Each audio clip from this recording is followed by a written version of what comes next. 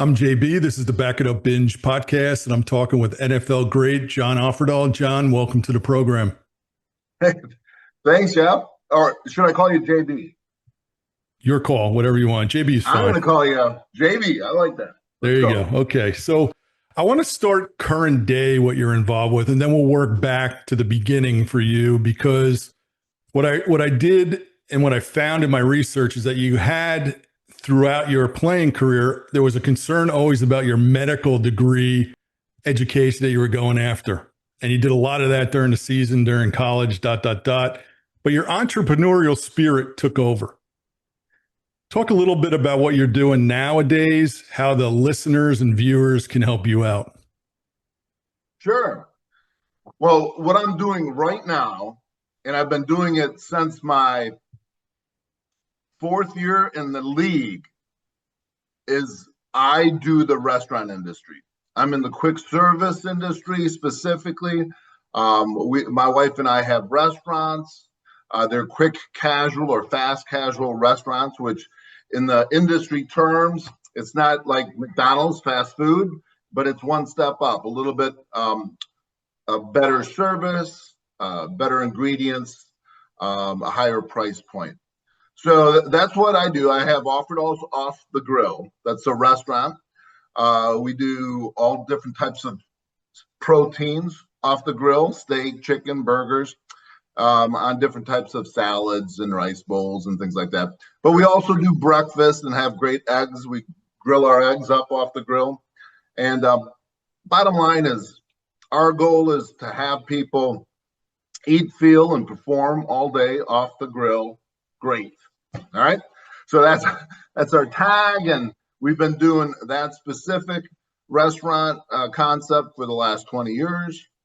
And probably, 5 years ago, when COVID came, we were pushed into a different area of the restaurant industry, which was serving weekly meals to those in need.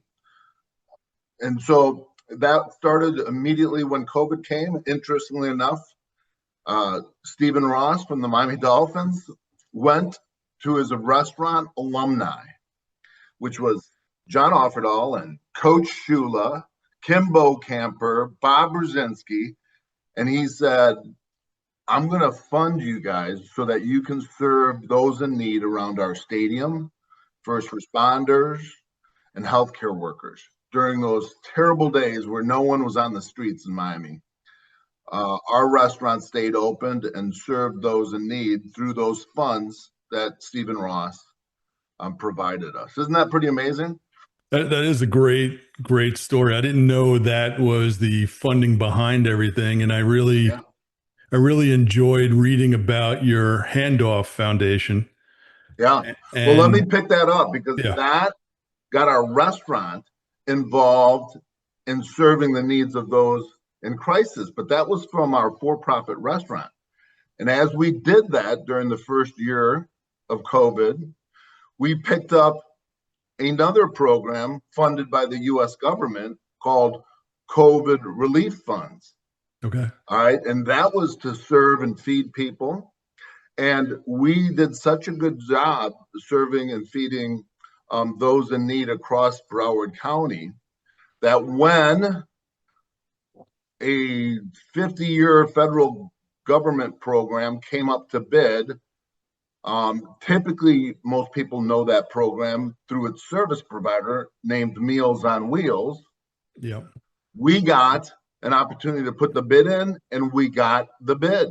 So starting in 2023, at the end of 2023, we've been serving seniors weekly meals across Broward County, and we've put that into our foundation so that our foundation not only feeds the needs of those in crisis through meals, we also do housing, and we provide housing basically for those who are vulnerable and seeking shelter. So we started our foundation way back in 2010, but because of COVID in 2020, we picked up that meal program and now we're the leading provider of meals for seniors in Broward County. Ooh, hopefully I didn't lose anybody there, but isn't it amazing how like I started in the restaurant business while I was playing football, and how kind of just the Lord has kind of directed our paths in amazing ways, so that we, through our foundation, have done an event. We have a great event. We have a program for those who are vulnerable, seeking home and shelters. And then we also have a meal program that feeds our seniors in Broward County. Pretty crazy for a football player. No, it's great. And I was wondering how you went from biomedicine degree. Right. You had a bunch of bagel shops where I think it was Hurricane Andrew. I read you served 6,000 bagels to this foundation. Yeah. But I will tell you this, and it's funny you mentioned this one name of this organization. When I was growing up in New Jersey, there was a World War I vet that lived up the road from us, and my dad was World War II vet. He would call him Chief because they were both in the Navy, and he had emphysema. And he didn't have any family in the area we looked after, and we'd send him meals. But Meals on Wheels was his source of meals. And I was going to tell you about that. It's funny you said that, because it was Meals on Wheels. I mean, it was a great thing to have. And when I saw and doing research that you did that, I said, okay, this is fantastic. I want to get this out there. How can the viewers, how can the listeners contribute to this and support? I'll drop the links in the episode description. Yeah. The intro has your picture with your foundation on there. So how can people get in touch or make a difference for you to help you out? Well, first of all, you kind of have to be living in South Florida to be a part of the volunteer delivery driving team that we're recruiting hard. But I tell you what's amazing is we provide meals, and they're going to be delivered to homebound seniors. Right. But the opportunity in this program to provide more than just meals, but to also provide care and connection and kind of be that wellness check for homebound seniors is so critical, and we feel very impactful. We're 60, my wife and I. We're actually officially seniors now. And, it's amazing how many seniors live alone and are literally lonely and isolated from human contact. So in many ways, based on their, their income and their socioeconomic status, many of our seniors are not able to really fund the food and the requirements for living alone. And, so that's where Meals on Wheels, or in our case, Handoff Meals for Seniors, comes in. We get federally funded grants, and then we take the food and try to pair it up with a volunteer, so that connection with that senior is more than just a delivered meal. It's a human connection, right? Yeah, that's fantastic. It's great. I'll drop the links in the episode description. Let's get out there and help John. Let's go back to the beginning. You grew up in Wisconsin, You're the youngest of 5 kids, and you have 4 sisters. Right. What was it like growing up in Wisconsin, especially with 4 sisters? Yeah, it was pure torture. It was torture. And I didn't know it.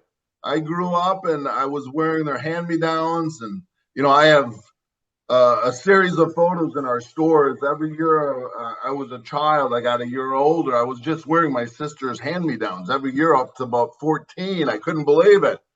And finally, thankfully, football came around, and my sisters kind of told me I had to play football, so I did everything they told me to do. And 8th grade football, I was just kind of like trying to figure out how to play. But quickly, as I got into my junior and senior year in high school, I got taller. My arms got longer. I was a lanky 190 pounds. And I just remember running around kind of fearlessly, hitting things and getting recognized. Our team wasn't too successful. We never really were over 500 in high school. But by the end of my senior year, I had a couple small college recruiters looking at me. And one of them was a head coach named Jack Harbaugh. Yeah. He was the head football coach for Western Michigan, and he was a first-year coach that year. And he told his linebacker coach, a guy named Greg Madison, who maybe retired about 3 years ago from Ohio State, and has coached on national championship teams for years now. Anyways, back 35 years ago, he was recruiting out of Wisconsin, and he I remember I was in a band concert that night, and I played the French horn, and I was practicing, and I had a solo, and I was not really prepared to play in a concert yet. So I was rushing, like most kids do, and I got called into the counselor's office because there was this coach who wanted to talk to me. And I had never been called into the counselor's office, so I was curious and fearful, and I ran over there, and sure enough, Coach Madison said, "Hi, John, I'm from Western Michigan. I'm here to recruit you. Can you tell me a couple things about yourself?" And I didn't know what to say. So I said, "Well, I have 4 sisters. I play the French horn." And then I said, and honestly, I have a concert tonight, and I have to leave because I'm not practiced up yet. And I literally left him. Wow. And 4 years later, Coach Madison, at the end of my college career, before my last game, gives me his recruiting slip.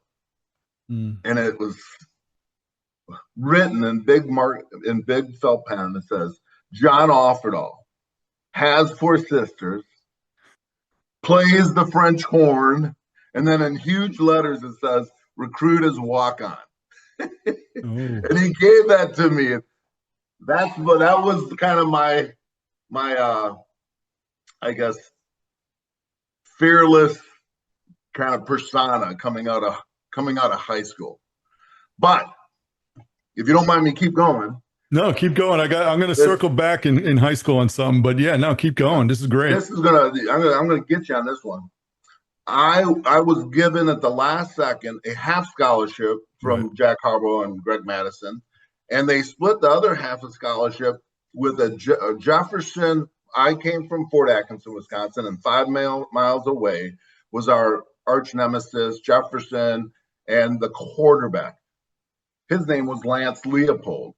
Do you recognize that name? No. Okay. Lance Leopold now is the head football coach for the Kansas Jayhawks, I think. Okay. Wow. And him and I go on each a half a scholarship to Western.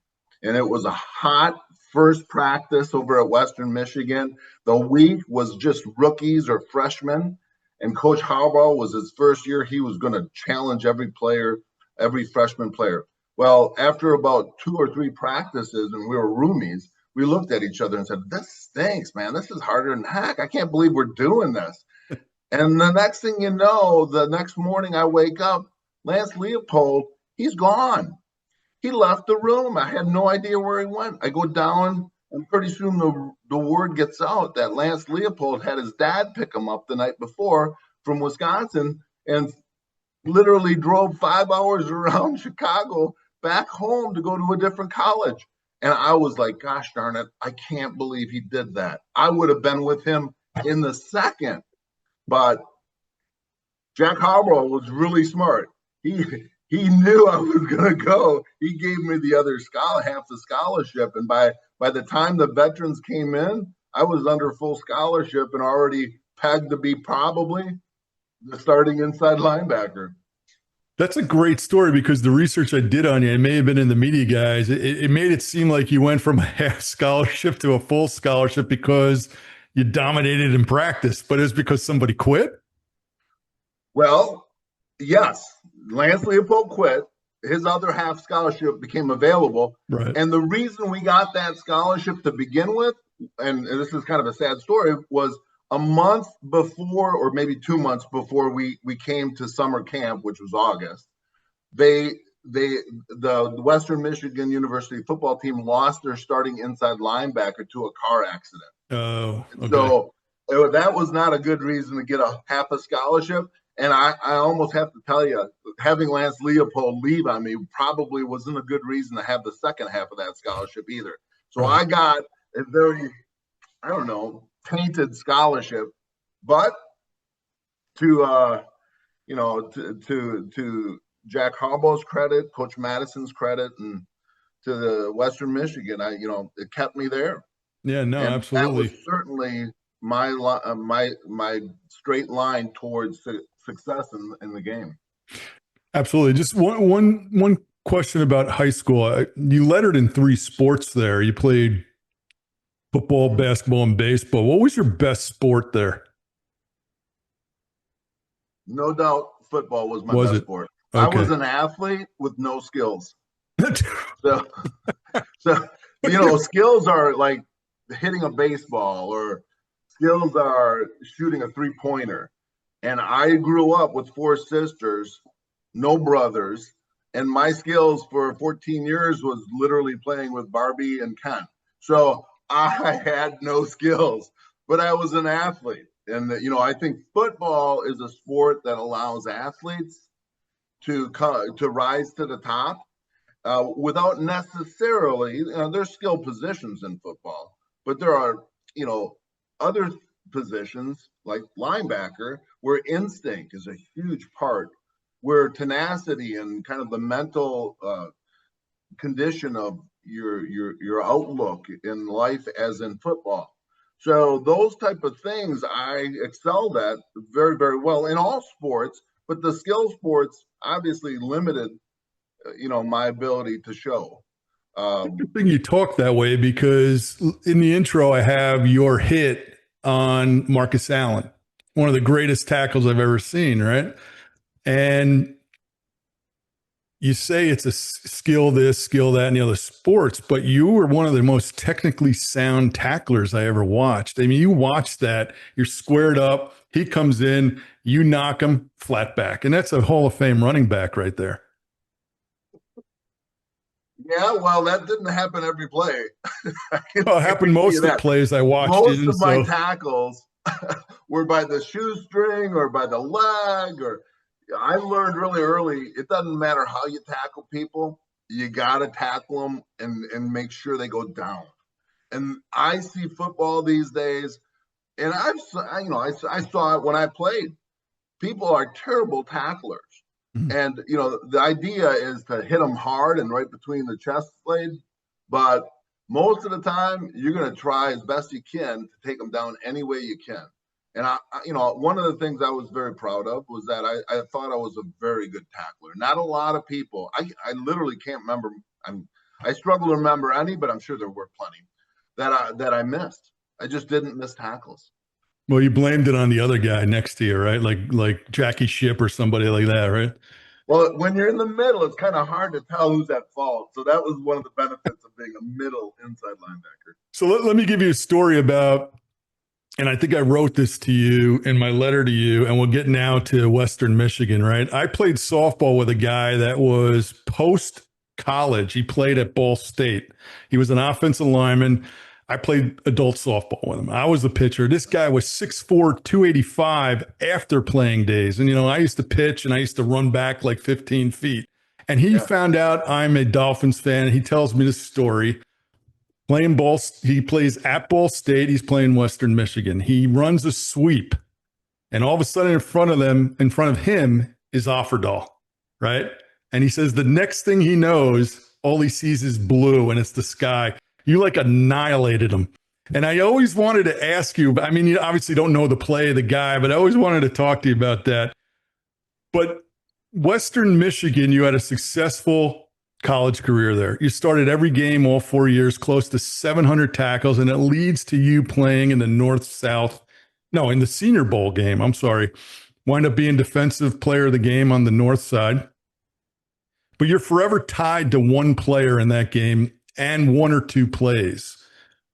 And I'm sure you know which one it is. Oh, Can you yeah. talk about the player, the play, and you talked about instinct? How were you prepared for that play? Because again, perfect timing. So now, yeah, so I'll bring in the coachable component. Okay. which was, I think, a very strong kind of trait that I had. I was very coachable, and this is a classic coachable moment. So, first of all, the North South or the Senior Bowl game, it's one and the same. It's played down in Mobile, Alabama. The week before, I played an East-West game out in California, Okay. and I did pretty well. And I got a phone call at the end of that game.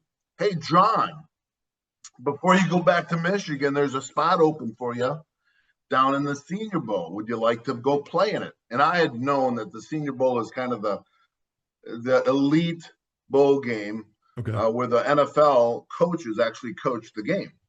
So I couldn't believe it. I was like, oh, that would be the best. Let's do it. So I come down and represent the North, and the whole week before the game was played, the talk was Bo Jackson is coming to play on the South. Bo Jackson, he was already at that time, you know, amazing, right? Heisman Trophy. He hadn't played, Major League Baseball yet, which is pretty cool. But Right. he was the one that ESPN, I believe, said was the best athlete ever, and rightfully so in many ways. So I come down, and through the beginning of the week, I practice really hard, and it becomes very apparent that they're going to start me. And then the next thing you know, I'm the signal caller, and I became the captain of the defense. And we went through practice, and it was the last day of practice, but we didn't have pads on. Okay. But we were doing goal line defense, and the coach came up to me and he said, John, we're going to have you do something we can't really practice, but you have to believe in us. And I said, okay, what do I got to do? And they said, well, the ball's going to be snapped, and you're going to be about 5 yards off the line of scrimmage. And on the snap of the ball, you have to run and jump over the guard center gap. And you have to trust us that Bo Jackson will be there. And if you do, we'll stop him. And I, said, fine, sure. Now, we can't practice that, John. We're just going to kind of just call that play if the circumstance comes up. Right. Well, so the game goes on. In that game, three times, there were 4th and 1 situations. One of them was on the goal line, and 2 of them were in the field of play. All 3, I stopped him doing exactly what they told me to do. Now, the one on the goal line was amazing because somebody took a picture of it. Right. And it is an iconic picture, and I call it the leap of faith, because there is no way in heck you're going to have somebody jump over the line of scrimmage literally before they saw the running back. Right. And no lie, I did that 3 times in a row. I didn't even see him until I was up about, literally 5-6 feet.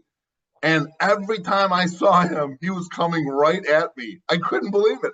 And, so I've talked to the coaches since. It's hilarious because they couldn't believe I did that. And I just, my answer was, Coach, I'm one of the most coachable persons that you'll find. And it worked. And it made my career. Oh my gosh. I was expected to go in the middle rounds, and because of that play, there were other plays in that game that obviously showed some talents. And, it catapulted me up to the 2nd round and put my career on the Miami Dolphin path. I was going to ask you about that because I read you were projected as a mid to late draft pick. Number 1 pick in that draft was Bo Jackson. And I was going to ask you if you thought that had any impact on you moving up to number 2, and maybe you didn't get to number 1 with Miami because they didn't have a 1st round pick. Right. But you were potentially going to the Niners, weren't you? Yeah. So I'm sitting there on draft day back in Wisconsin with all my friends waiting for the draft and somebody to pick me. And I got a call from, what is it? Who's the coach for the 49ers back then? Bill Walsh. Thank you very much. And Bill says, John, we're just so happy you're going to be, a 49ers. And I was like, oh, thank you, coach. I'm excited, right? So I take the phone and I don't even put it on the hook because I didn't want people to call me because I wanted to watch it on TV, right? And so I took it off the hook, and all of us are watching TV, and the Sports Illustrated was in my house because they had spent the whole weekend leading up to this draft around this Midwest kind of walk on, get lucky guy. And they were there taping it and capturing it. But we watched TV, and all of a sudden the 49ers traded their draft pick. Yeah. And we were like, oh my gosh, shucks, put the phone back on. Literally minutes later, I got a call from Shula. And that was how close I was from one coast to the Florida coast. It's amazing. It is amazing because you went from Walsh to Shula, and you could have been with Montana, but you were with Marino. That is really interesting. But you get to Miami, you have a successful rookie campaign. You had 131 tackles your rookie year, which is incredible. You played 15 games. What was it like for you walking into that camp on that team? Did anybody take you under their wing? Oh, yeah. I mean, so I come into the Killer Bees of the early to mid 80s. They were I kind of jokingly say they kind of were losing their buzz a little bit towards the 86, 87, my first couple of years, but they were amazing men. And, I came in as a starting rookie, and they were probably towards the end of their careers. There was a guy named Glenn Blackwood that literally probably put me under his arms and mentored me through the first couple of years as how to survive and thrive in the NFL. So they were all great to me. Baumhauer was next to me my first year, and it was his last year, but he was just a giant of a man from character all the way down to play. And, Bo Camper and Brzezinski, I can go through all those Bs, and it was really a nice way to enter. But they all left within a year or two, and we were left with a little bit of kind of a void my first couple of years. But I would certainly say that Glenn Blackwood was probably the one that kind of mentored me the most. And he was there till about 1989. So for the first 3 years of my career, I had I felt like I was very welcomed, respected. I was really there at a kind of maybe a low point for our defense during the first couple of years, but I felt like I was just it was an amazing first 5 years in my life of football. So well, it's a good segue for you because you're absolutely right. The first 4 years, you guys ranked in the 20s, mid 20s in the ranking of the defense. And all of a sudden in 90, you guys catapult up to 7th and you go deep in the playoffs. You win the wild card, which you played, but then you guys lost to the Bills and you were hurt. But what's the difference in that defense? Like all of a sudden you go, and here are the rankings, 26, 26, 26, 24, 7. Like all of a sudden, and I remember that season because you guys was that the year McKyer came to the Dolphins? Yeah. What's interesting about sports, and especially, team sports, is teams in football, right? You got like 11 defensive players, right? Right. And you can have a great team of defensive players, but perform average, and it could be one or two positions that make that change. And so, like when I watch the Miami Dolphins this year, and they're struggling, right? Everybody thinks, "Oh, you got to get rid of everybody." This is the NFL. You don't have to get rid of everybody. You just have to find one or two people that fill those holes or those gaps where there was maybe a little weakness. And the next thing you know, you can look like you're one of the best teams in the world with the majority of the same players. Right. It's that, there's that much of a fine line between greatness and average. And that not only includes the talent of the players, but it also, you have to put in the intangible ability of how those players work together, which you can bring 5 or 10, 11 great players and they might not sync together and you don't have a great defense. So there's a lot of intangibles and kind of dynamics that are involved in greatness, but it certainly can make a difference when you bring 1 or 2 key players on your team to kind of fulfill it. When you came to Miami, your D coordinator was Chuck Studley. He was the D coordinator during the Super Bowl against the Niners. Second year becomes Olivadotti. You ride with him the rest of your career. What were they like? Were they similar, different, and who was better for your career? I know Studley became your linebackers coach for a couple of years after Olivadotti came in. And the one thing I remember about Olivadotti, he took a lot of heat the first few years because of the ranking, and then all of a sudden it catapults. And I remember seeing him a lot after games lighting up that big stogie. Yeah, you would see that.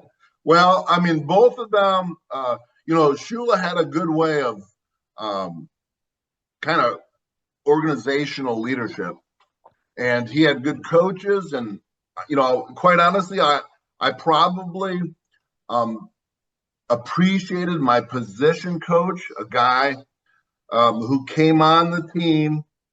Oh, I'm going to quiz you on this, see if you can get it, because I got to remember it again. Who was the inside linebacker coach that coached me and Zach Thomas? For full disclosure, I was looking up linebacker coaches, and I couldn't find them before we got on. So you stumped me. George Hill. Yep, I remember the name. Yep. And then I think he became the defensive coordinator when Zach was playing and the linebacker coach. So he was a great coach. Okay. Like, I've had a great coach in college with a guy, Greg Madison. I told you about him before earlier, underneath Jim Harbaugh or Jack Harbaugh. Well, Coach George Hill, was an amazing position coach also. And he was able to bring out things that you wouldn't probably be able to do by yourself. And so was Coach Shula. Coach Shula, one of the greatest things about Coach Shula is he would get his players to play when they should be in a hospital, and he would get them to play. And he always believed that I'd rather have a hospital-ridden player than a second stringer playing at full strength. And I'd be like, you got to be kidding me. We're in the pros. The second stringer's a pro. He's just maybe not as good as me, but he's a pro. He's better than me when I only got one arm. Right. No, he would put me in with one arm. Well, the other arm I played 3 games with a cast from my shoulder all the way over my hand. As a linebacker, I played 3 games like that. Wow. And I'm like, why wouldn't you play the second stringer? But, again, great coaches. Coach Hill was like this, Coach Madison in college, Coach Shula. They will get you to do things that you would never have done on your own. And they made you great. It wasn't, and you probably had it in you, but they brought it out of you. And not many people can have the self-discipline to bring it out of them. They need to be pushed.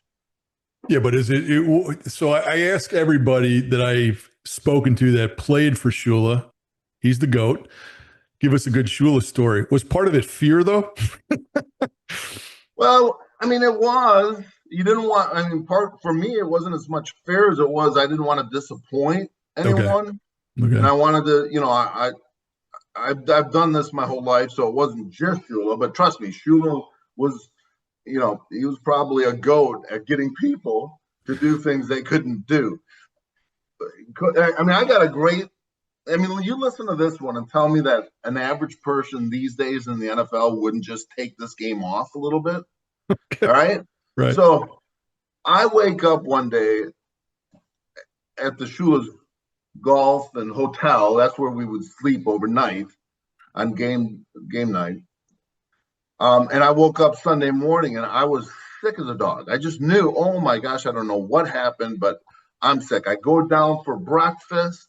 I'm sitting there pregame breakfast. Everybody's trying to jam the food down because it's a hot October day. You got to have the fuel, right? And I get up, I'm going to throw up. I run to the bathroom, I just go right to the first stall. There's only two. These are, the Shula resort was not really a resort. It was more of a tiny little bathroom. And lo and behold, I get down on my knees. I start throwing up, and I hear the voice of God right next to me in the toilet stall right next to me. It was Coach Shula. And he goes, Offerdahl, you playing? And I looked over at his shoe right next to my face, and I'm sitting there thinking, oh, my God, I'm throwing up only inches away from his, he's going to the bathroom, right? And I said, yeah, whatever, Coach, right? I can't remember what I said. They got an ambulance. They picked me up. They took me to the game. They put me on IVs all pregame. I get dressed. I'm out there for the first half, just playing, but not even like remembering what I'm doing. I was so sick. Come back for halftime, get an ID, get back out there. And all of a sudden, I got a picture of this. The opposing quarterback throws the ball at me, and it gets stuck in my forehead. And I take it out, and I start running up the sideline saying to myself, oh, my God, I got an interception. I'm running up the sideline.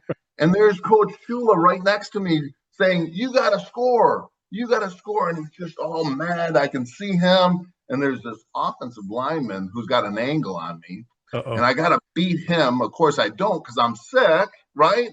And finally, the offensive lineman cuts my knees out. I fall on the ground. And Shula's just ripping me. You got to score. You got to score. I look up at him, and I was so sick, right? I was so sick. And then I looked down, and lo and behold, I saw the same shoe that I saw earlier in that bathroom. Right. And guess what I did? You blew chunks. Threw up on his shoe. I threw up on Coach Shula's shoe. That is my consummate, literally my consummate Coach Shula story. But that's the guy that got me out there to play. Right. And no one would have played that game unless Shula was riding him and expecting him and pushing him. And those are the memories, and those are the things that get you past what you could do on your own. Yeah, and that's a great story. That's why a good coach is hard to come by and hard to pass. Yeah, that's a great story. Thanks. Thanks for sharing that. But you were the defensive captain, right? And you called the signals? Yes. So take us into the huddle, because when I interviewed and spoke to Duper, it would be him and Clayton chattering, and it would be Stevenson calming them down, getting them focused.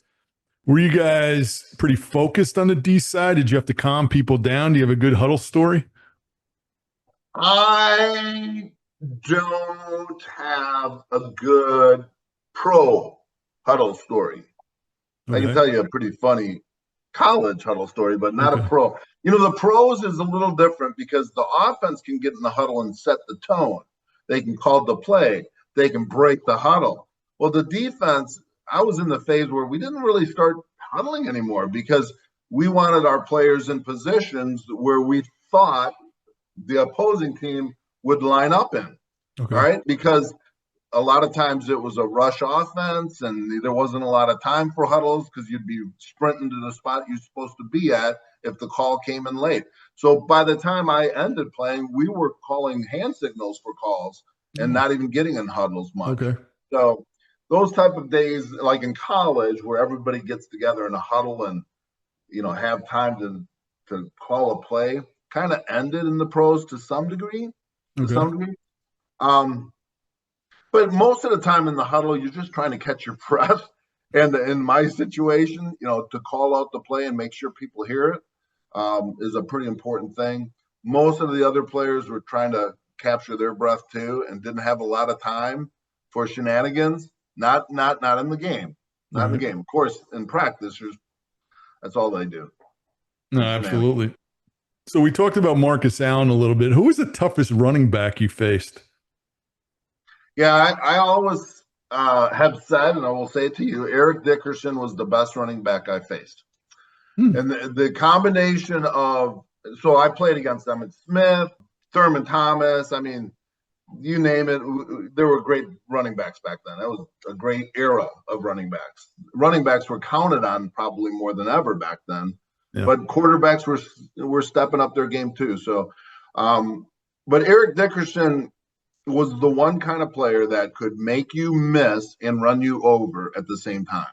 Hmm. He could make you miss, or he could run you over. Okay. Barry Sanders wasn't really going to run me over. To some degree, Emmitt Smith could, but I thought Eric Dickerson had more of a slashy run that you would miss if you weren't. If you were ready for a hit, he would make you miss, and if you were ready to tackle him, he would run you over. I never thought of him as a guy that ran through people. Like my favorite all time back is Earl Campbell, right? So he would just literally run right through you. Yeah. Dickerson was always that upright, lean guy. He was a tall guy, and he'd slash and he'd outrun you. I never saw him. That's interesting you say that. So I never played against Earl Campbell because he was a little bit before me. I came in '86. I think he was done by then. Right. And you're right, but obviously I had tackles with him that I feel pretty comfortable stating that he could run you over. I don't think you ran me over, but you can tell when somebody's got that type of talent. Okay, gotcha. Especially when you're in the trenches and you're at the highest level. So let's go to 1993. You're out with an injury. You're at one of your stores. You hear a car crash. You run across the street. There's a car that got hit, goes into a pond, two older people in it. Talk us through that, because you and three other guys really had a hero moment there. Yeah, that's one of those hero moments that get thrown at you, and you're not quite sure you want it, nor to deserve it, or would do anything about it other than what you did, which is, hey, I saw an accident. I think my natural instincts is to get involved, and so the car rolled into a retention pond or something like that, and ponds in Florida can get kind of gnarly and full of weeds and algae and all that stuff. So that car just started sinking fast, and I remember with another person that from our restaurant, we ran there, and before we even got to the retention pond, I mean the car was already halfway down, and you could see the people inside of it. And I didn't really know a lot about cars and when they sink, but you really have a hard time opening a door to a car when the pressure is not equalized. But of course, I don't know that, so I'm trying as hard as I can to open the door, and it was a mess. Quite honestly, I don't think it was something I would say was one of my best performances on the field, but I did. We were fortunate. By the time the car had sunk, we were able to pull them out of the back of door, and it was not easy for the front seat person to come through the back door. They lived for a short time after that. It was two aged, a lady and her husband. It was kind of sad because they didn't live more than a couple weeks after they got after that fatal day, but it was something that got picked up in the press because it was I was kind of at the prime, a little after my prime, but still playing for the Dolphins. And it's not every day that you see an accident right next to you that you have to act on and hopefully step up. But it was a story at the time. I like the stories that we do now, which are a little bit more proactive, and we say, look, there's a need out there, we can answer that. How do we do it? Let's be creative. But I do think that we're all called to do something some days when we're not quite ready for it, and it's interesting to see the response and who goes with you. And I think we did the right thing at the right time for the right reasons, and we tried. Yeah, well, kudos to you. I read that article. It was really an interesting read. So, hero moment for you. Great job. Last question for you. Speed round here. I'll give you a couple things. Give me the first thing that comes to your mind. It's a mix of topics, couple players, talk food, talk music. First one, because you own bagel shops. What's your favorite bagel? Well, I used to own Bagel Shop. We Right. didn't talk about this. It's going to be hard to do a speed round because I got too many words in me. But we didn't talk about that. I started that bagel business in 1990, my 5th year in the league of 8. So we sold that in 1996. Okay. So now I'm in the grilling business. Now I'm going to let you ask the question. Go. Favorite bagel? All right. I just had a cranberry nut today with cranberry nut cream cheese. Amazing. That sounds Holiday. pretty good. We don't Yeah, have a we don't have holiday a bagel. cranberry nut up here. My favorite is a cinnamon raisin with cream cheese.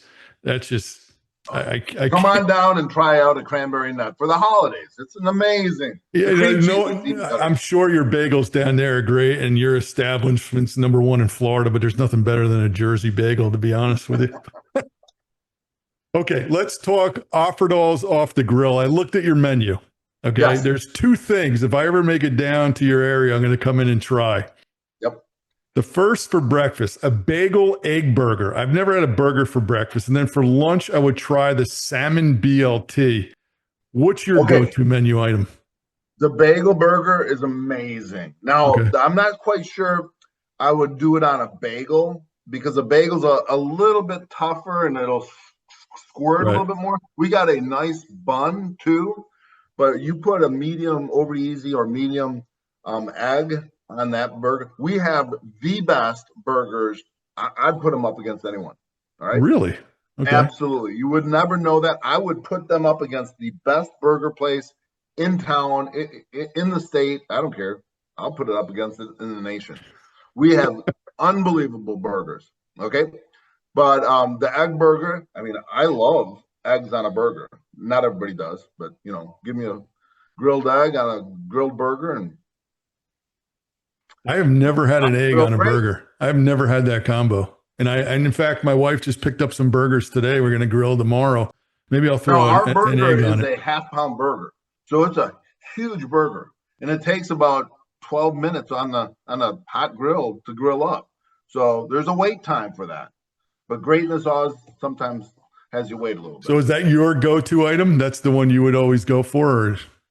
Well, that's the we have a Johnny's House that's after me, and with my mom's vinaigrette salad, and with our grilled chicken, that is unbelievable also, and it's our #1 seller. Okay. The burgers are a little more expensive. The burger is a little more expensive, and our like the second most favorite thing I like is the black and blue burger. It's got blue cheese and it's got bacon, and it's just unbelievable. But Jeez. so those 2 things would be my top 2. When we break, I'm going to have to go out and eat something. You got me all jacked up now. Let's turn to 2 players. The first is one of my all-time favorite players, and he gets sort of lost in the shuffle. He came to Miami, I think in 85. In 86, he starts out 2 or 3, third or fourth game in, you guys are playing the Jets, and he blows out his knee. But he had like 4 or 5 sacks, and it's Hugh Green. Oh, yeah. Yeah. Hugh Green, that's a missed opportunity for John Offerdahl there. Because Hugh kind of took the first position in the draft when he was traded from Tampa over to the Dolphins. I think that's what we did with the first draft choice. And so he was there the same time I was there, but his injury cut his career easily in half. And I think I only got maybe a year or a year and a half with him. Most people remember Hugh from Pitt, and he was considered one of the best defensive players. I think he was almost a Heisman Trophy winner as a defensive player. Yeah, he finished second in the Heisman and was the highest defensive player to that point until Woodson won it. But I was so excited when Miami got him. He was dominating. You go into the Meadowlands. That was the first game I ever watched. I'm watching Hugh, and then all of a sudden he's out. I'm like, you've got to be kidding me. Yeah, that was Hugh was one of those freaks of nature too. He was not that big. I would say probably he was 210 at the most, 215. But you could, and he wouldn't work out. Like he wouldn't lift weights, but then he would go to the weight room to do a test, and he was unbelievably strong. He was just born strong, didn't have to work at it. You know, it was God's gift to outside linebacking. But that injury was just really a missed opportunity for our team and for me myself too, because it would have been great to play with him. Yeah, absolutely. How about Bob Brudzinski? Yeah, so Bob was he played in California and then came over probably in his fourth or fifth year to the Dolphins, played on the Killer Bees. That's right. And played when I got there for another 3 or 4 more years with me. So he was my roommate all 4 years, or let's say 3 years, my first 3 years. So I got to know Bob really well. Bob's a restaurateur right now. He still has restaurants, Brudzinski's Wings and bar, and I just love him. I absolutely love him. Great guy. He had a flatulence issue, so wasn't the easiest guy in the world to room with the first 3 years. I'll give him a hard time on that. But what else you want to know about Bob Brudzinski? No, that's good. He was such a solid number 59, solid linebacker. I love when they got him from the Rams. George Hill coached at Ohio State, and he was his favorite player at Ohio State. So I didn't know that. George Hill came to the Dolphins in probably 1990, Bob Brudzinski was still on the team, and he loved Bob Brudzinski. George Hill did. So Bob is I think he finished 15 years in the league. Unbelievable. Yeah, he was a great linebacker. Okay. Last question for you. When I do research, I go to the Dolphin media guides, and you always go to the personal section. I'm reading about Offerdahl, and it always gets to your favorite author stayed consistent. It was Robert Ludlum. But your musical artists changed. There was one embarrassing one in there, in my opinion. I won't name the band. Oh, go ahead. It was the 80s. It was the 80s. What's that? What was it? It was Level 42. No, that's not. I don't know who comes up with that stuff. Maybe the sports info guy for the Dolphins does. Tell you what, was Bridge in there? Did you see Bridge? No, you were consistent with one of them, which is a great artist, is in Winwood, Steve Winwood. And then you fluctuated. You got off of Level 42 as you got into your career because the 80s, were closing down, and you put in a great one in Eric Clapton. But who is it now? Who's your favorite artist? Oh, I'm a Coldplay lover. Yeah. Are you really? Coldplay. Cool. I'm stuck a little bit, probably 10, 15, 20 years. I still love the classic rocks, back what I grew up with. Okay. But yeah, I'd say Coldplay's still pretty popular. They still can pack out a stadium. Okay, there you go. I love their music. There you go. John, this has been awesome. I appreciate you getting on. I enjoyed it. Great discussion, great info. Appreciate you coming on. Thank you so much. You bet. And anybody who lives in Broward County and wants to volunteer as a delivery driver, hey, where do they go, JB? Handoffmeals.com. There you go. And I'll put that on. I'll flash it on the screen, and then I'll put it in the episode description. Let's help John out. Yeah. Appreciate it, John. Thank you so much. Thanks, JB.